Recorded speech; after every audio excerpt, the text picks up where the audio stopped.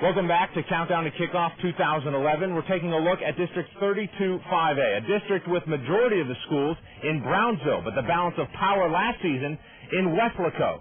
Can a Brownsville school climb the ranks and again be district champs? Let's take a look. District 32-5A. It's just a learning experience last year. We just got to get over it, and this year's going to be a way different year. No one likes going 1-9. We're definitely using those losses as motivation to really turn our season around this year.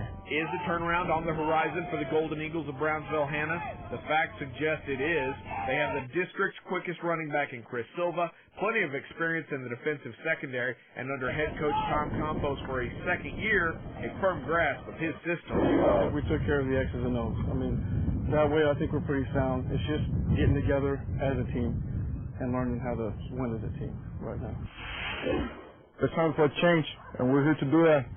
And it's going to be running, we're going to dominate, and we're going to work hard. This year we're going to be a running team. Last year we were more of a spread offense and passing the ball. Change is in the air in southmost Brownsville. After 13 years under Valentin Montemayor, a new coach takes over the Lopez Lobos. Mike Ramirez was the defensive coordinator. Now he brings his no-nonsense block and tackle approach to both sides of the ball.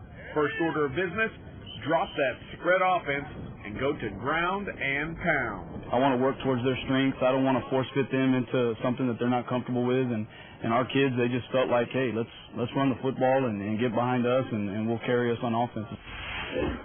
We've been real fortunate to have done it these last few years in a row, and I mean, we can't settle for anything less now. If anything, we want to build on that. The lone Brownsville school to make the playoffs last season is poised to contend for the district in 2011. The Pace Vikings offense returns quarterback Dustin Hernandez, running back Sam Trejo, and receiver Danny Munoz. They were really our big-time leaders in the off-season, and through the weights, in the summer and everything. They're trying to put this team on their shoulder to do things well. We all really love the game, loving things as we're kids.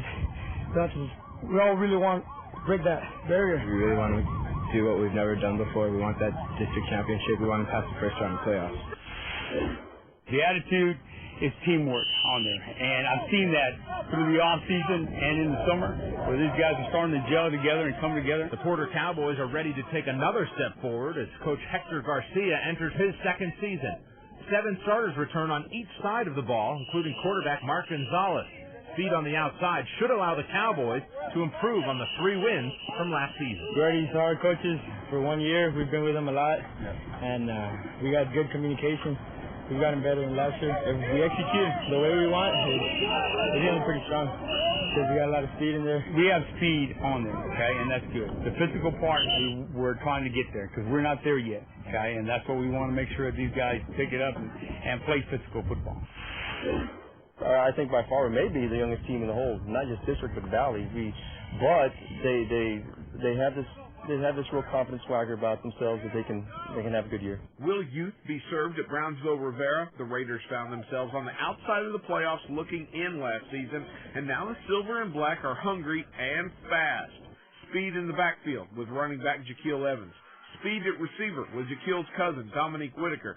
And at the DB position, speed to burn. Well, I'm more than sure we have the fastest DBs in Brownsville, maybe in the Valley.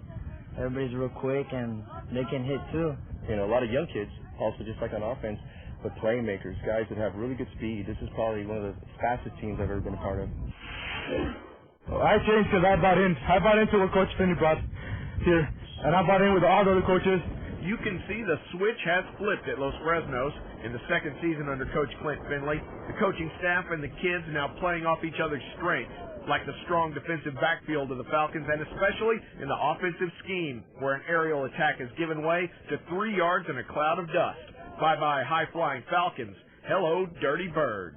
Early on last year, that's not what we did early, and we made the adjustment and started running the ball a little more later in the year, and they got pretty good at it, and I'm hoping to be better from the beginning this year. Well, it's not going to be easy, but, that's the next step for us. We need to win a district championship now. San Benito has made 7 straight trips to the playoffs, but Coach Spencer Gantz says it's time to go further. A tough non-district schedule includes Harlingen, Flower Bluff, and Weslaco East to get them ready. Senior Jacob Puente moves from receiver to quarterback. Coach thinks the offense will improve with the new cast. Even though he started at receiver for us for 2 years, he was always worked the quarterback position, so it was an easy fit for him. We were very one-sided last year as far as, hand the ball to Tommy and throw the ball a little bit. We didn't have a very mobile quarterback, so I think Jacob definitely adds another dimension of what we're doing. I'm a person that likes intensity. I want to hit hard, and I want the rest of my team to do that too.